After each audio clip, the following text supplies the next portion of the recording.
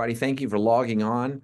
I'm Dr. James Major here with Retina Consultants of Texas. We have a really neat double presentation tonight, interesting optometry referrals. So these are patients referred to us by you. They're great cases for Dr. Socamto from San Antonio and Dr. Rahman here in Houston. So welcome and thanks for joining. Next slide. So again, thank you for joining us. So how do you get your CE credit? It was already captured via Zoom. You're all set. We will submit your hour to the TOB. Any questions, you can do the Scantron there, and you're basically all set. So we are Retina Consultants of Texas. We're 25 physicians and surgeons all over Houston and San Antonio itself, and we're the largest retina-only practice in Texas. Remember, we only do retina. We don't do refractions. We don't do cornea. We don't do glaucoma. And we're also home to RCA Research, which is the largest retina research center in the United States. We run a lot of diabetic maculopathy, macular degeneration, both wet and dry, trials, and even some retinitis pigmentosa and some other exciting things. So if there's a retina trial out there, we're extremely likely to have it. We have a very large retina research center, which we're very proud of. And next slide. So again, we're retina only. We don't do glaucoma or cataracts, and send your patient to us. We'll treat their retina, and all we want to do is retina. That's what we like. And then, of course, we'll send them back to you for any their other ophthalmic and ocular needs in any way, shape, or form. So we appreciate your commitment to us, and our commitment to you as well. Next slide. So a couple of updates from Retina Consultants of Texas. Next slide. Yeah, here's the greater Houston area. Basically, throw a dart. There's an office anywhere around town, including Livingston, Lufkin, and Brenham. But besides that, Katy, Memorial, Bel Air is one of our flagships office. The Woodlands, one of our flagship offices. Sugarland, Pearland, Pasadena, Beaumont, where we have Dr. William Pierce, who's there full-time. And our newest office really just moved. We used to have an office essentially on 1960 and I-45 in that area. That office has become larger, nicer, and has moved into Tomball, and now is our Vintage Park office. There it is, 1960, moved a little bit west, same general area to Vintage Park, so it's more in Tomball. So Tomball people, or if you're near Louetta Road, that is a brand new office. It just opened really several weeks ago and is very nice and new. And next slide. San Antonio, same thing. Offices all over San Antonio, mainly centered throughout the north side of town. Schertz and Stone Oak and Medical Center, Westover Falls, also Fredericksburg and Kerrville and New Braunfels and Seguin sort of on the outside, but all convenient locations throughout the San Antonio area. And next slide. So we want to welcome Dr. Carson Petrash. He is a Colorado guy. He got his undergraduate degree at Colorado, and he went to UT San Antonio for medical school and went back to Colorado for his residency, and then came back to San Antonio for his fellowship. So we welcome Dr. Petrash. He will be starting in San Antonio and be at many of their offices that you see there, basically starting next week. Very excited to have him. He's a great retina surgeon and physician. And next slide.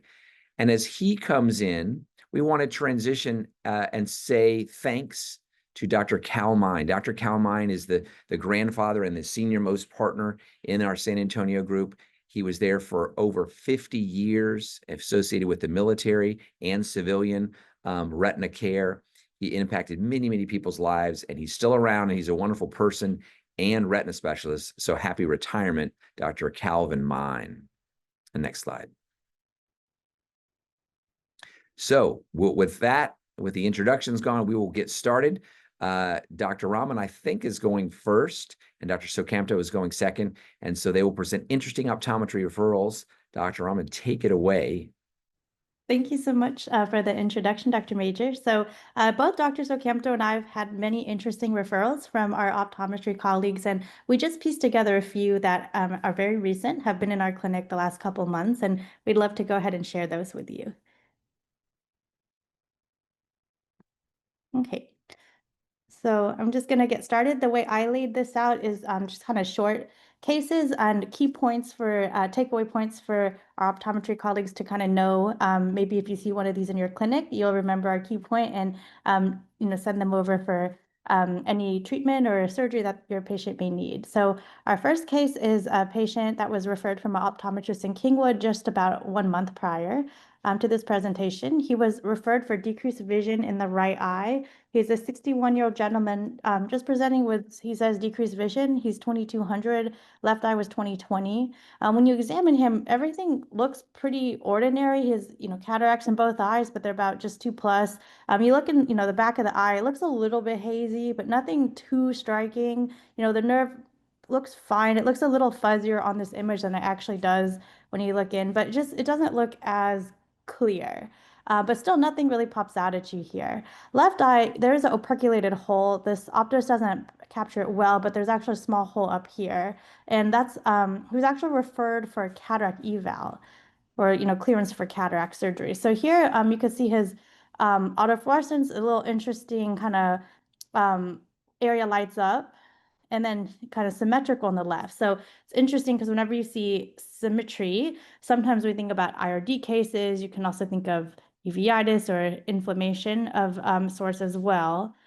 And so, of course, what the key giveaway here is when I looked at the OCT. So here, very remarkably, there's complete loss of the ellipsoid zone. So when you look at your OCTs, you normally see about like 3 really bright, beautiful, confluent lines down here. And here it's kind of all atrophied and there's just one, grainy textured line. Right above it, you have your outer retina, and that layer is not really well defined either. We go ahead and go to the next slide here. Oops, sorry about that. And left eye kind of same. And, above that, you can see a little bit of vitreous debris. So even though that left eye didn't show much inflammation, the OCT picks up a few cells here and there. Of course, we get the FA, and immediately you can kind of see that area, transform. And it's very symmetrical on both sides. It kind of looks placoid-like. The nerve is hot. So that's something also to notice because here you can see the nerve looks normal, but as you go on, sometimes you have to distinguish kind of a bright nerve with just late staining or real inflammation. But in this case, it was kind of early. You can see the staining of the nerve pretty lightly. So he had acute posterior placoid choroidal retinopathy, complete loss of the ellipsoid band. So both are very classic for syphilis, which is not at all what this patient was here for, and he wasn't expecting this diagnosis at all. But when I questioned him, because I always do in clinic, I asked if he had any STDs in the past, if you're suspicious for it, and he did admit to it, but he said they were treated and it was about 20 years ago or so. And so I went ahead and sent to RPR and to FTA ABS. I usually send for both because you can have some false positives with the FTA ABS.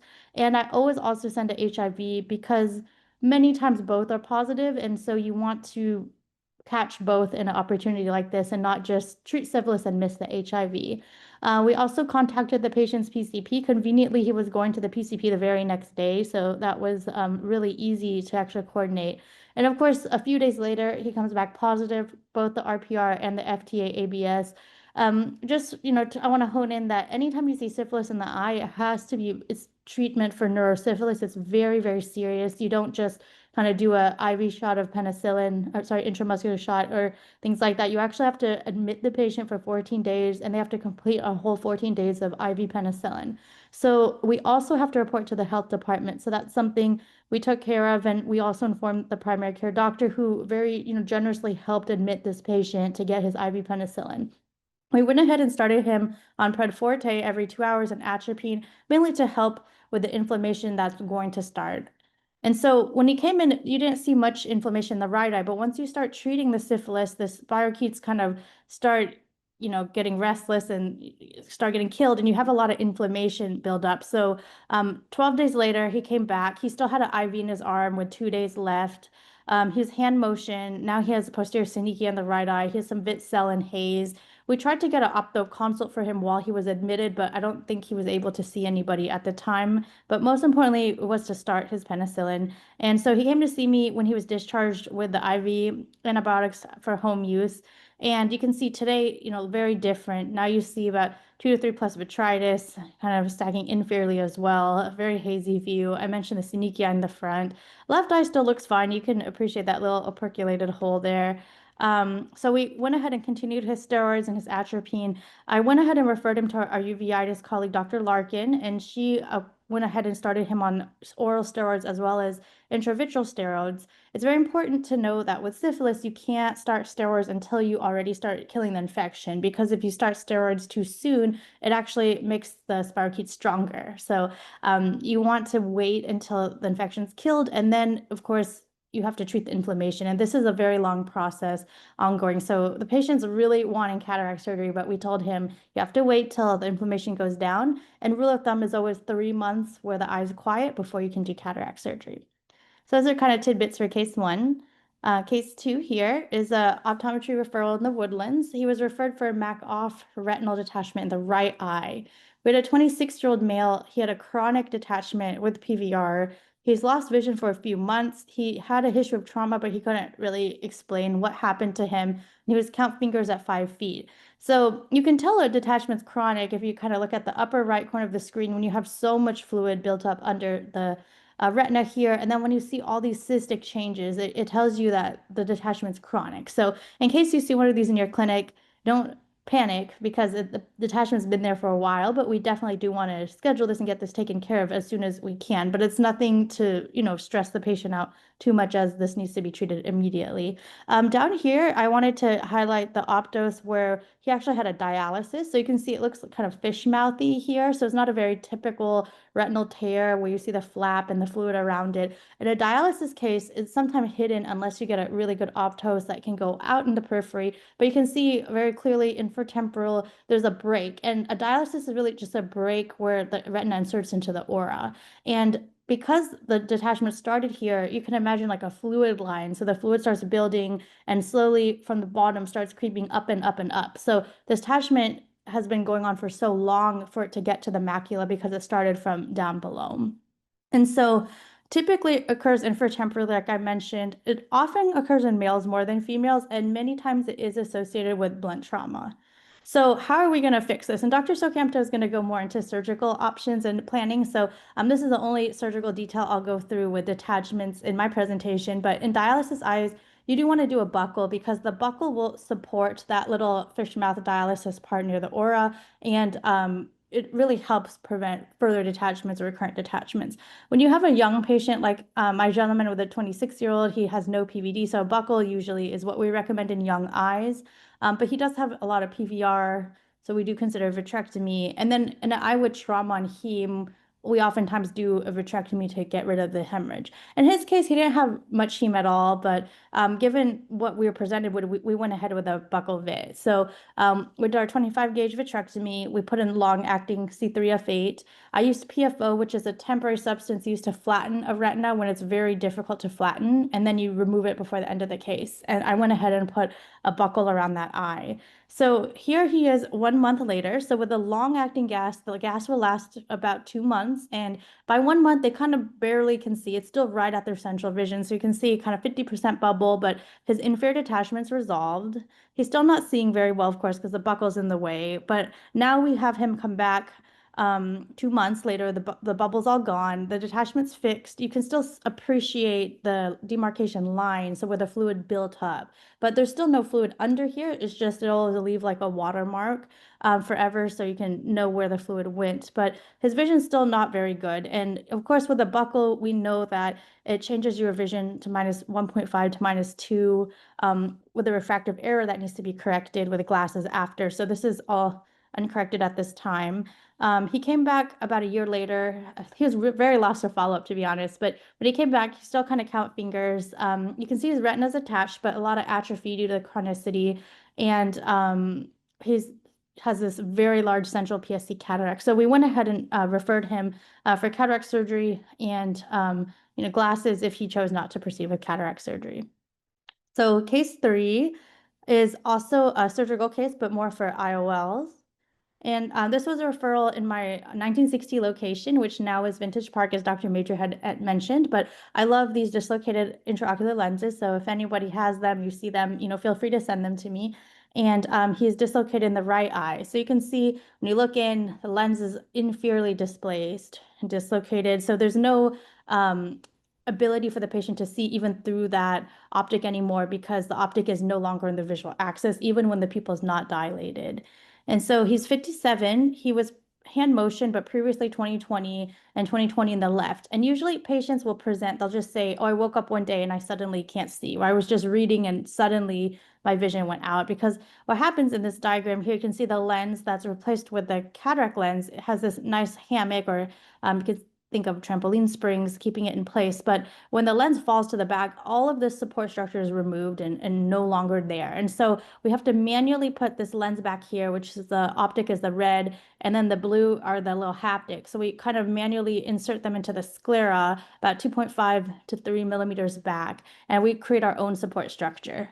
I wanted to go over IOL calculations a little bit. And so usually if a patient has lens calculations, it makes my life a lot easier, but if not, it's okay. We go ahead and send them for calculations, and everything in the red is what I use. So the white to white is just the measurement of how, like the white part of the sclera to the white part of the sclera in a coronal section.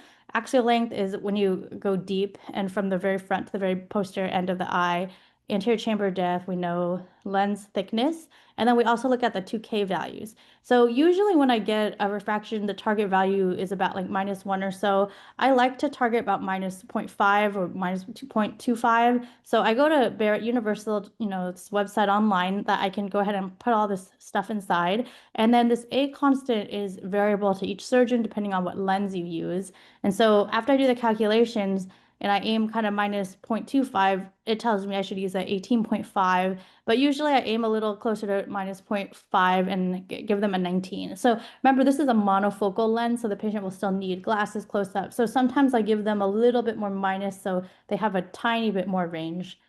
And this is a surgical video. It's not too long, but I just wanted to demonstrate kind of we measure the 2.5 millimeters with a caliper very precisely. And so we go in with 27 gauge trocars, at least the retina method. There's two ways to do this.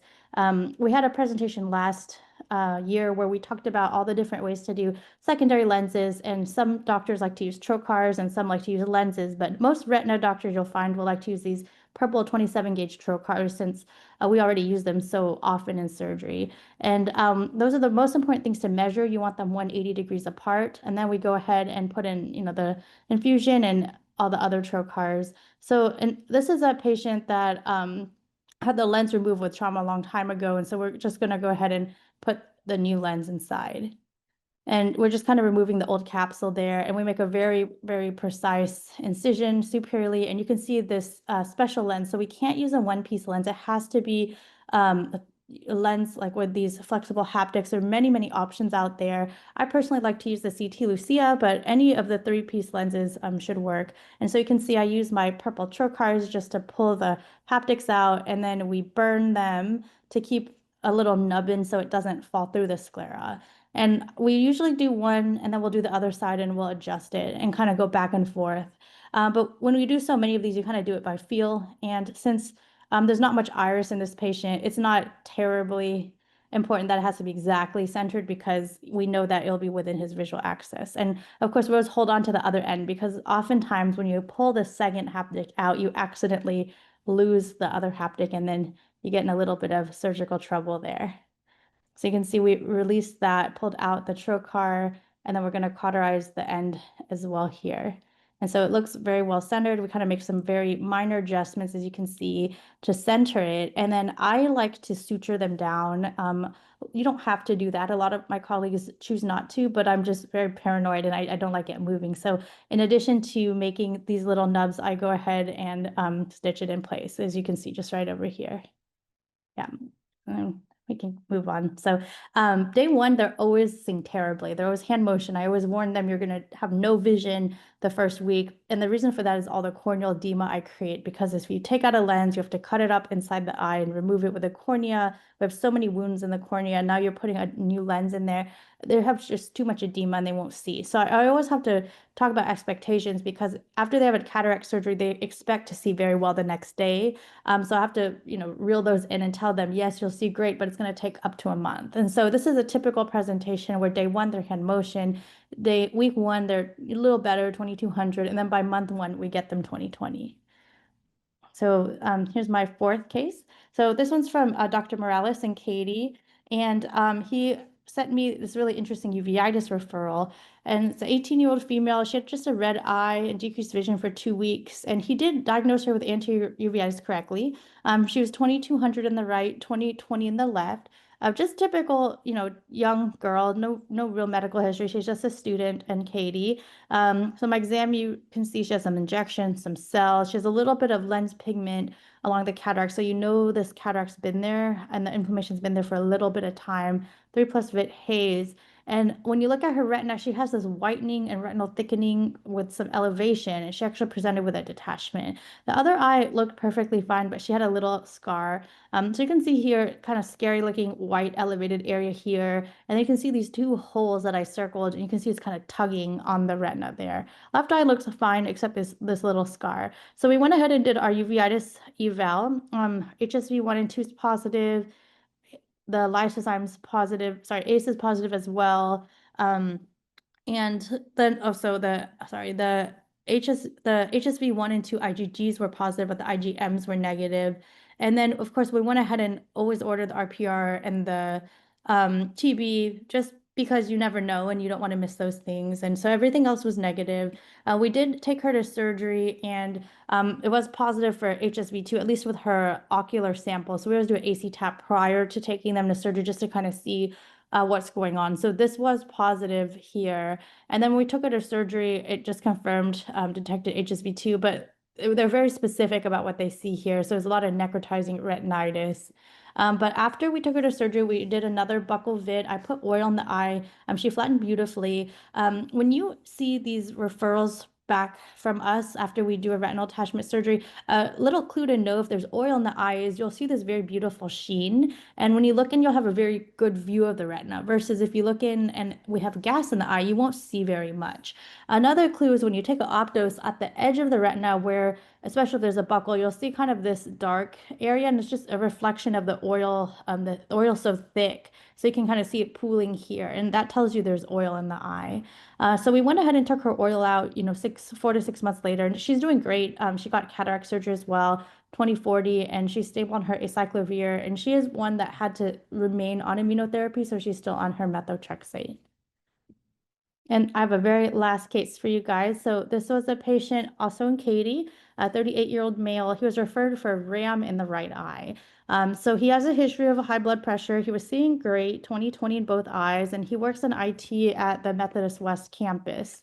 So he comes in, you can see this little RAM down in the inferior arcade, but what really stands out to me is not that, it's all these exudates kind of temporally here. He has a lot of fluid here along the edge of the inferior arcade, superiorly, stretching to the superior arcade here. And so this is suspicious for a different diagnosis. Usually, if you just see RAM by itself, you might have some exudates, but a lot of exudates and kind of temporal location kind of makes you think it's more than just high blood pressure. So I went ahead and got a FA for him. And if you can see these really pretty dots that start showing up. Of course, there's leakage here, so that confounds it, but on the edge here, like along the supraarcade, you can see these new vessels and these little dots that highlight. We call these light bulb aneurysms. So he has a lot of leakage, and so he's diagnosed with Coates disease in that eye. And so I basically saw him 1 or 2 days later, and we went ahead and did his laser. And then he came back 2 weeks later after his laser, and I went ahead and did very light laser, a little bit kind of approaching the arcades gently because he had a bit of fluid as well. And so he looks good and left eye's there. And we repeated the FA, and you can see dramatically there's like a big decrease in the amount of leakage after his laser was done. So a little bit here and there, but much less than before. And so in coats, there's different types, and usually it is unilateral. Usually you see it in very young men, and they're usually diagnosed in children. So people know about it by the time they're 8 years of age, but not necessarily. So oftentimes in our adult clinic, we see a patient that has very mild coats, and it just goes untreated or unknown until much later when they start having a flare. But you normally see it in the temporal retina, and kind of three different subclassifications for this. And what you can do, so if it's very mild, you can just watch it. If there's no fluid in the macula, if there's no fluid temporally or bleeding or extensive exudates, you don't really have to do much. But in this patient's case, even though he was 20/20, he had fluid temporally that was expanding. He had a lot of exudates almost in the fovea. So you knew the fluid was in the fovea before it kind of came out. So you do want to treat, but we laser in order to prevent new blood vessel growth as well as further leakage from these leaky vessels. And we always have to do very low power and larger spots and just very careful because you don't want to hit the RAM or anything and cause further bleeding. If there's too much fluid, if the patient comes in and you can't get laser through, because laser will only go through the retina if there's not too much fluid, you could cryo the area. And at the worst, if it's a very, very severe case, they have to go to surgery for treatment. And so if there is macular edema, which this patient did not have, but if that patient presents with swelling, we'd go ahead and treat with anti-VEGF as those listed here. Usually we start every 4 weeks, and if they do great, we can extend. And then we can also do some steroid as well, but that does have a risk of cataract and glaucoma going forward. So it also kind of depends on the extent of the disease. In some patients, it just goes away on their own. But that's all I have for you. So thank you so much. Thank you, Effie. All right, I'm going to share my slides now. Okay, so I'm going to present the interesting retina cases that I've seen that was referred from you all. So the first case here, I have a 37-year-old Caucasian male, and he was referred for peripheral retinal degeneration. His only complaint was that he had mild blurry vision, which he said was stable. He didn't notice any changes. He just went for a routine exam. His visual acuity was 20/40 in both eyes, and his pressures were 18 in both eyes. His only past medical history was significant for psoriasis, for which he was receiving monthly Taltz injections. Okay, so first let's start off with his OCT. So he's 20/40 in both eyes. And if you all look at the OCT, you can see that there is complete atrophy of the outer retinal layers. And he has a little, maybe subfoveal island of RPE and photoreceptors here in both eyes. But in the parafoveal region, he's completely missing his RPE and his photoreceptors. So I question the patient and I say, has anyone ever told you that you're clumsy or that you bump into things? And the patient goes, oh yeah, people tell me that all the time. And then he says, in doc, I also have problems with nighttime vision. So going on, we took fundus photos. And you can see there are very significant pigmentary changes. You can see there's depigmentation within the macula and the posterior pole here. And you can see that there are areas of pigment clumping that are scattered throughout the retina in both eyes. So very significant pigmentary changes. And so the differential diagnosis for this patient is gyrate atrophy, choroideremia. This could be RP, or it could also be myopic degeneration or ocular albinism. And so next step, I had him come back for a visual field and for genetic testing. So this is a visual field 10-2 that we performed because I knew he only had a tiny island of central vision. You can see on that right eye, well, both eyes, they're very unreliable studies. The right eye kind of looks like almost like a cloverleaf pattern. So he might have, it's not quite reliable in both eyes, but both eyes you can see that there's generalized constriction. And then genetic testing results show that this patient had the CHM gene mutation, and the CHM gene encodes the RAB protein, and that protein is responsible for intracellular trafficking of proteins, specifically to the photoreceptors. And this is inherited in an X-linked pattern. So the diagnosis was choroideremia. So let's talk a little bit about choroideremia. This is an extremely rare disease. It is inherited in an X-linked recessive pattern, meaning that males are predominantly affected by this disease. Females can present with this genetic mutation, but they tend to have no, visual deficits, and they're usually completely asymptomatic. The incidence is 1 in 50,000. The onset is within the first to second decades of life. Patients present with a nighttime vision impairment, visual field defects in the periphery, and then males in their 40s usually have a small central visual field, which then gets reduced later in life. This disease mostly affects the photoreceptors, the RPE, and the choriocapillaris. You just have complete atrophy of these layers. And when you do a fundus exam, you'll see pigment clumping. And the pigment clumping, although it can look similar to RP, usually in RP, the pigment clumping is in a perivascular pattern, whereas in choroideremia, it's not. And then you'll see scalped areas of RPE and choroidal atrophy. Moving on, case number 2. So I have a 33-year-old Hispanic female who is referred for CSR. She complains that she has constant blurry vision left eye for the past 6 weeks. She states laying down causes pain in her temples. Her visual acuity is 20/20 in the right eye and 2200 in the left eye. Her pressures were normal. Her past medical history was significant for anxiety and diabetes, for which she took medications. And she also had a history of bariatric surgery. So looking at her fundus photos, again, right eye 20/20, left eye 2200.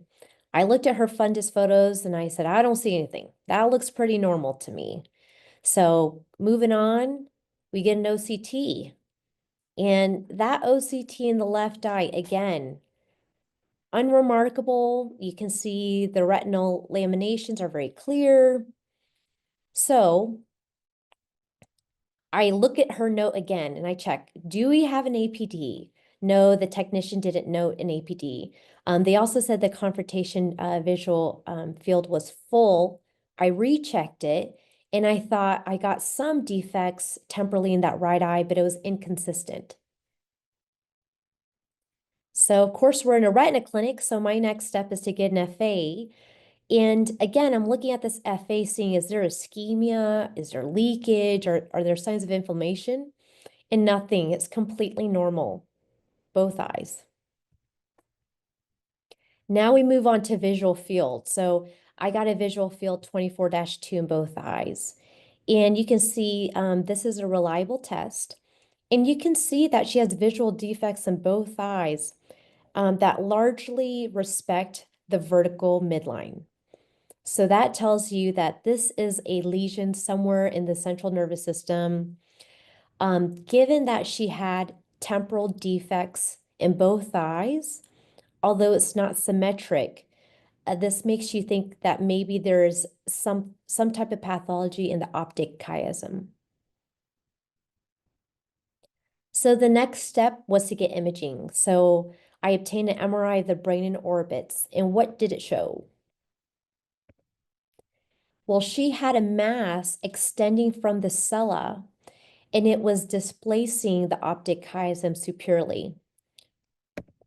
And the radiologist noted that the differential might be a Rathke's cleft cyst or a craniopharyngioma. So what in the world is a Rathke's cleft cyst? So that is a benign fluid-filled sac within the pituitary gland.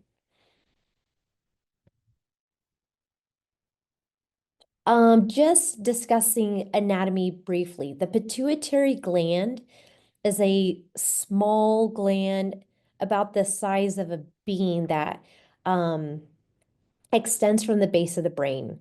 And the pituitary gland is known for secreting a lot of essential hormones.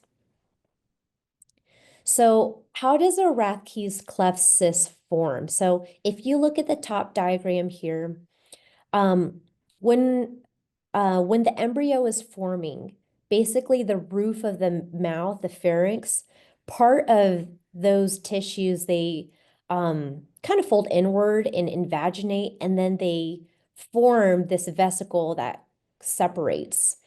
And within that vesicle, there's a little cleft inside of it. And that cleft can continue to fill with fluid, and it continued to grow over time.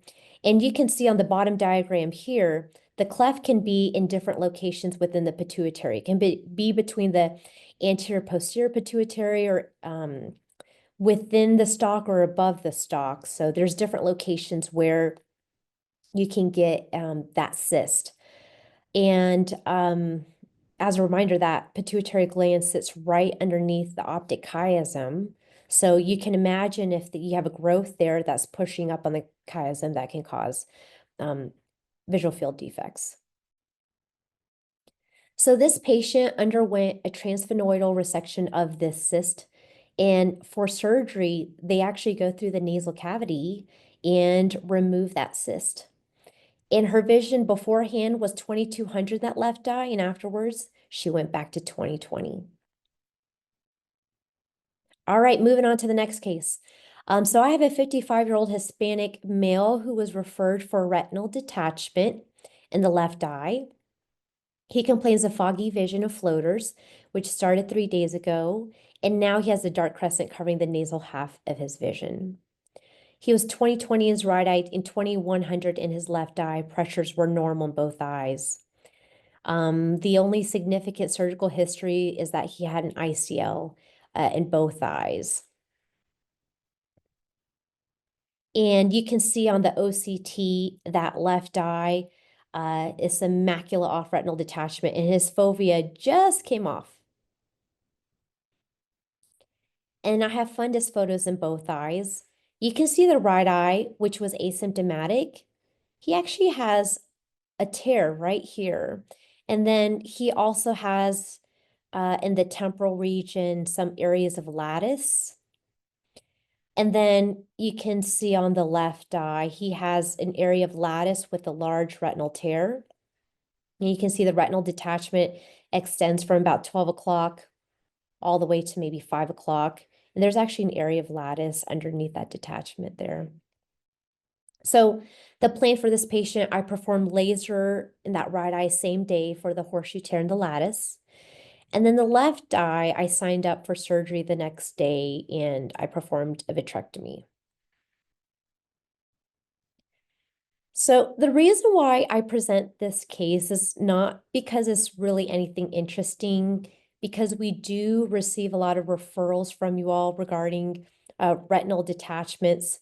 But what I wanted to share with you all is what goes through the retina specialist's mind when we're signing up a patient for surgery. So one thing to think about, is this urgent or is it non-urgent? Well, for this patient, he had technically his macula off detachment, but because you can see that fovea was just barely off, you want to get him to surgery as soon as possible because you want to restore him to his fullest visual potential. Mac on detachments, you always want to operate as soon as possible, maybe 24, 48 hours. If it's macula off, those patients are maybe not as urgent, but you still typically want to get them in within the week.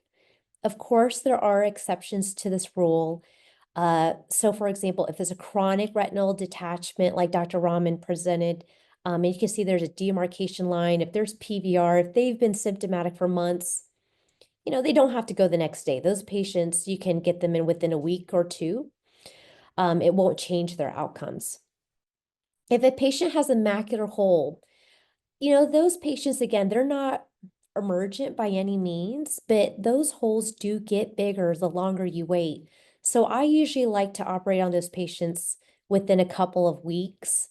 Sometimes it takes longer just because I have to get medical clearance. And then if a patient is presenting with ERM or floaters, those are not urgent almost ever. In the rare case, if you have an ERM that is rapidly progressive, you might want to operate on that sooner.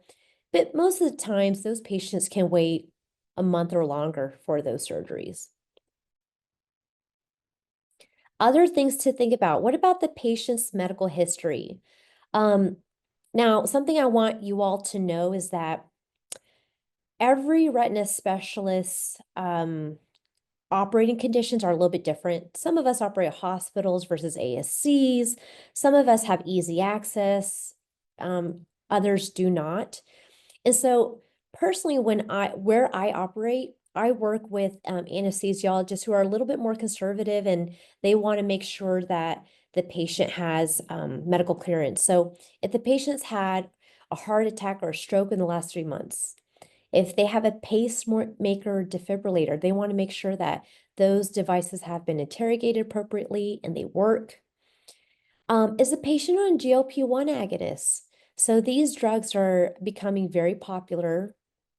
And one of the side effects is delayed gastric emptying.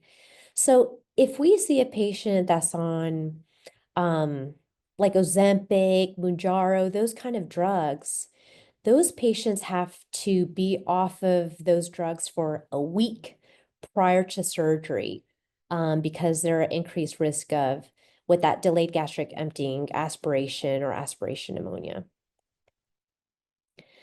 The other thing we think about is, does the patient need sedation versus general anesthesia?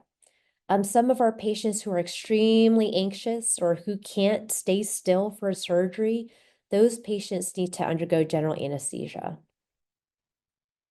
OR availability. So most retina specialists have blocked OR time throughout the week, but if your surgery day isn't for a few days and you've got a MAC on retinal detachment, you have to find a way to get into the operating room. Sometimes you have to go before or after clinic. If you have some great colleagues like I do, sometimes I ask if they can do the surgery on their surgery day. Surgical technique. We think about, do I want to do vitrectomy, a buccal, a combination, pneumatic retinopexy? All of, there's several factors that go into deciding the surgery, which includes the patient's age, the PVD status, the location of the breaks, the location of the retinal detachment, their ability to position. So there's multiple ways to fix retinal detachment, and oftentimes there's no one right answer. And the patients also have to be educated that they have to do face down positioning after certain surgeries. If they have a gas bubble, they can't go up altitude. So you can't get on a plane, you can't go up mountains. And, patients have to be aware of that because that gas bubble will expand and that will not be good. Patients also need to make accommodations because they have to take time off of work. They have to get rides to and from their surgery and appointments. So these are all things that we go through very quickly in our head when signing up a patient for surgery. And we have to discuss these with the patients and go through a very thorough, informed consent. Okay, back to the case. So this is a patient a little more than a month after surgery. You can still see his gas bubble. I've got some laser here around that previous tear in lattice, and I have laser here around the areas of lattice. Here's his before and after pictures. Before and after OCT, he went from 2100 to 2020. And I think part of the reason why he did so well is because he got to surgery very quickly after that fovea came off. Okay, last case. I think this case is fascinating. So this is a 77-year-old Caucasian male referred for light sensitivity. He reports that the sun seems much brighter than usual and sees jagged lines in his right eye. And he actually has to close the shades when he's indoors. He denies eye pain. He says the sun doesn't hurt his eyes. He just says it's very bright. His past medical history is significant for diabetes, hypertension, hyperlipidemia, stroke, and a left carotid artery occlusion, which he is blind from on that left side. And then he's taking the appropriate medications. So he's 20/20 in his right eye. That's the symptomatic eye. The left eye has been NLP for years from a CRAO. When I perform an anterior segment exam, it's unremarkable. He's got a lens implant in that left eye. He still has a little bit of a cataract in that right eye. So I do an OCT. Again, the right eye is a symptomatic eye. Looks completely normal. Left eye, he's NLP. He does have vitreous hemorrhage in that eye. Again, doing a fundus exam, right eye, the symptomatic eye, completely normal. Zooming in, optic nerve, the vessels, everything looks normal. So again, we're in a retina clinic, so I get an FA. So one thing I want you all to notice is that we're here at 25 seconds into the FA, and the choroid is just lighting up with that dye. And then you can see the dye is going through the arteries. But this is the first picture with dye going through the arteries, and we're at 25 seconds. That's very late. You should see the dye going through the arteries by about 15 seconds. Now we're here at almost 30 seconds. By this time, you should see the arteries and veins filling. And you can see that there are still veins that don't have any dye going through them. And the choroid is also taking time to fill with that fluorescein. Here at 38 seconds, now the background fluorescein is starting to fill up the choroid. And you can see that this vein is still filling. Finally, at 52 seconds, the dye goes completely through all of the vessels. So there's definitely a delayed transit through the vessels. So this patient has light sensitivity, delayed AV filling, patchy choroidal filling, and given his history of left carotid artery occlusion, I'm thinking that he has ocular ischemic syndrome now on the right eye. And now I'm thinking that he has blockage in his right carotid artery. So with ocular ischemic syndrome, it can present with a lot of different signs and symptoms. The etiology of this is carotid artery occlusion, which leads to ocular hypoperfusion and vision loss. They can range from 20/20 count fingers. They usually present with the visual field defect. They can often present with transient vision loss or amaurosis fugax, and they can also get a symptoms called a symptom of ocular angina, where they have an eye ache which lessens when they lie down. The typical signs of ocular ischemic syndrome is NVI, of course, a sign of ischemia, flare, narrowed retinal arteries, and mid-peripheral dot blot hemorrhages. My patient had none of this. No NVI, no flare. Arteries looked okay. No hemorrhages in the periphery. So I asked him, when's the last time you got a carotid ultrasound? And the patient said he got one 2 months ago, and it was normal. So I said, okay, give me the phone number to your vascular surgeon. Let me talk to him. So I spoke to him, and he confirmed that the last carotid ultrasound showed no significant stenosis, less than 60%. But we agreed, given that the patient was monocular and he had these odd symptoms in his right eye, to perform a CTA of the neck. And what did it show? It showed there was a new plaque with greater than 80% stenosis. And so he had a significant change from his studies from just 2 months prior.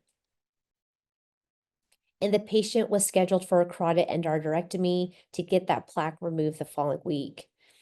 So a big takeaway from this case is that, the patient's exam was unremarkable. But when you listen to patients and you hear what they have to share and they persist that something's wrong, you have to do a little bit more digging, and sometimes you have to do more testing, even if it doesn't seem to make sense, and really listen to the patient.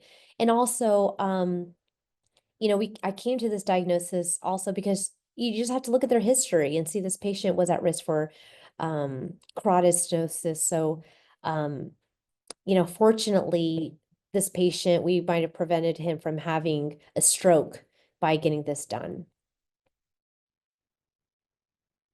And that's it for me. Any questions?